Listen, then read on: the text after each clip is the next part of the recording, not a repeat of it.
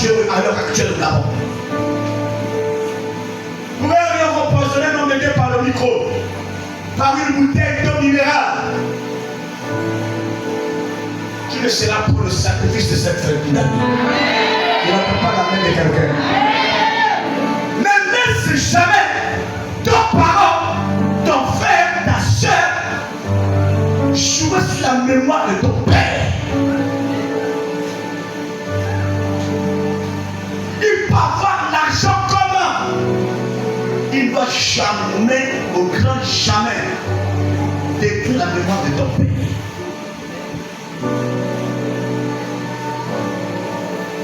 Donne-moi le bon amen. Amen. C'est une vérité. La dignité, c'est plus que l'argent. Plus que les trésors de ce monde. Lorsque tu as une dignité, tu es crédible. Tu as l'honneur. La Bible dit, à quoi sert un homme de gagner ce monde s'il perd un jour par son âme? La version lui c'est grand et pauvre. Lisez plusieurs versions, on ne parle pas de l'âme. Parce que ce n'est pas l'âme qui rendra compte à Yahvé, c'est l'esprit de l'homme. À quoi sert un homme de vendre son âme au diable? Parce qu'un jour son esprit aura les comptes à rendre à Yahvé. Ce qui est esprit est esprit. Ce qui est chair est chair. Donne-moi le bon amen. Amen. Manger, ce n'est pas le reçoit de l'esprit, c'est le reçoit de ton corps parce que ton corps a besoin de manger. N'est-ce pas? Boire de l'eau, c'est le ressort de tes muscles.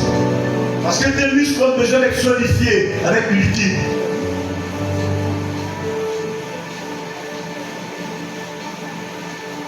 Les gens ne jeûnent pas. C'est manger.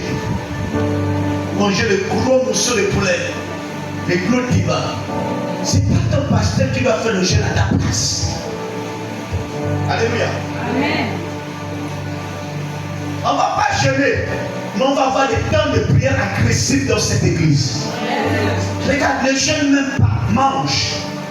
Il ne faut pas jeûner, il faut manger. La manière que toi tu manges, c'est la manière dont le sorcier t'est calculé. Quand je dis manger, là, les gens décident de manger. Par le jeûne, le décret peut être évoqué. Donne-moi le bon amen. Néhémie chapitre 3. Néhémie.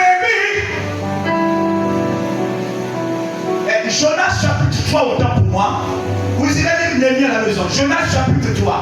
Jonas fait partie des prophètes qui ont régné, qui n'ont même plus voulu la délivrance de Ninive.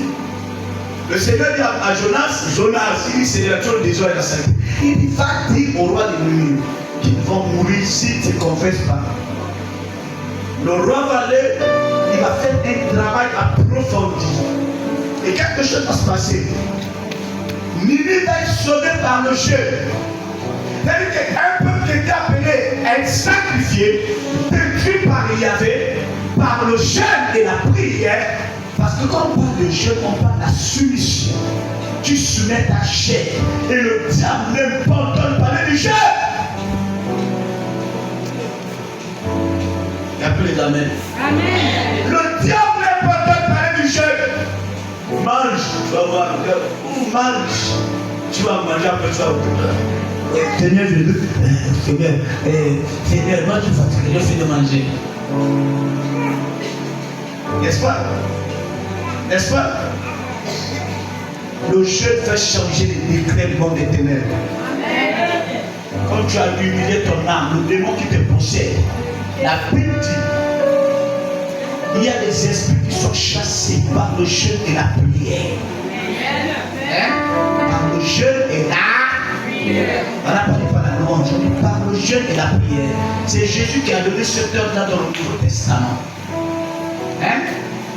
Le nouveau casier judiciaire. Voilà. Ton nouveau acte de naissance. Ton nouveau acte de naissance est pur. l'ancien était taché, dans la souche était taché. Quand le Seigneur renouvelle ta vie, quelque chose se passe. Donne-moi le bon amen. Allons dans Jonas chapitre 3 verset 2. Je lis la parole de Dieu dans le livre de Jonas au chapitre 3 verset 2 au nom de Jésus. Amen. Lève-toi. Lève-toi. Va à Ninive. Va à Ninive. La grande ville. La grande ville. Et proclame-y la publication que je t'ordonne. Le professeur, man of God. Et Jonas se leva. Jonas se leva. Et alla à Ninive. Selon la parole d'Élohim. Or, Ninive était une très grande ville. Ninive était une grande ville. De 3 jours de marche. De 3 jours de marche. Jonas fit d'abord dans la ville une journée de marche. Ninive que vous voyez là, c'est quitter Milan pour l'embarquer à pied. D'accord? Voilà. Moi qui a fait un tour en Israël, je connais la distance. Maman Dieu, il n'y avait pas les dehors, tu peux la voiture. Ça va maman? Maman arrière. Voilà, ça c'est ma mère. Un fils, maman, je suis allé. Oui? Il criait et disait. Il criait et disait. Encore 40 jours. Encore 40 jours. Et Ninive est détruite. Et Ninive sera détruite. Les gens de Ninive crurent à Dieu. Ah! Le peuple de Ninive s'est répandu. Crurent à Elohim. Oui? Ils publièrent un jeûne. Ils publièrent un jeûne. Et se revêtirent. Ce jeûne a changé le décret et les données. Les données ont changé par quoi? Par le jeûne. Toi qui me suis, qui n'aimes pas jeûner, jeûne pour tes affaires. Jeûne pour tes affaires. Jeûne pour ton foyer. Jeûne pour tes enfants. C'est pas le bishop qui va jeûner à ta place. C'est faux. Oui? Depuis les plus grands jusqu'aux plus petits. Oui? La chose parvint au roi de Ninive. Il se leva de son trône, ôta son manteau, se couvrit d'un sac, et s'assit sur la cendre. My God, est-ce qu'on peut acclamer le Seigneur pour cette parole? Maintenant écoutez, lorsqu'un chrétien fait le jeûne, qui se couvre d'un sac et la cendre, c'est un jeûne extrêmement puissant et dangereux pour le monde éternel. Il faut me chercher la cendre. Je crois qu'il est temps qu'on enterre un peu les sorciers de mon âme. Et tu les amènes au pas, on va les enterrer.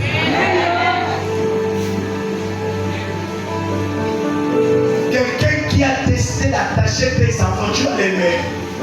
Hein? Hein? Non, sois honnête. Quelqu'un qui a décidé d'attacher ton mariage, ton travail, tes enfants, tu vas aimer cette personne. Mais pourquoi tu aimes rendre visite à tes enfants? Tu aimes rendre des services à ces sorciers et sorcières. Tu vas conjuguer le même verbe. Attends, c'est la femme.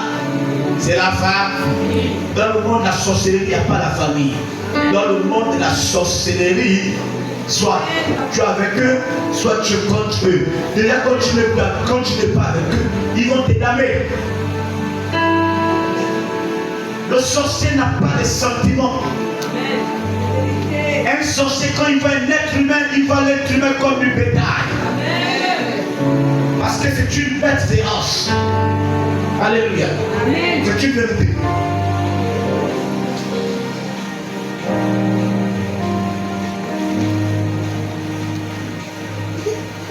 Ne juge jamais avec un sorcier. Quand un sorcier il avait l'effet sur ta vie, tant qu'il ne t'a pas vu mourir, il ne va jamais s'arrêter.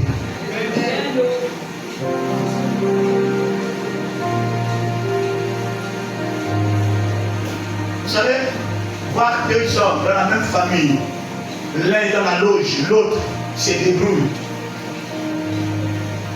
Comment quelqu'un qui touche des millions va haïr une personne qui touche 2000? J'explique ça comment. La personne qui touche 2000, celui qui touche 1 million ou 2 millions, va l'haïr. Pourquoi?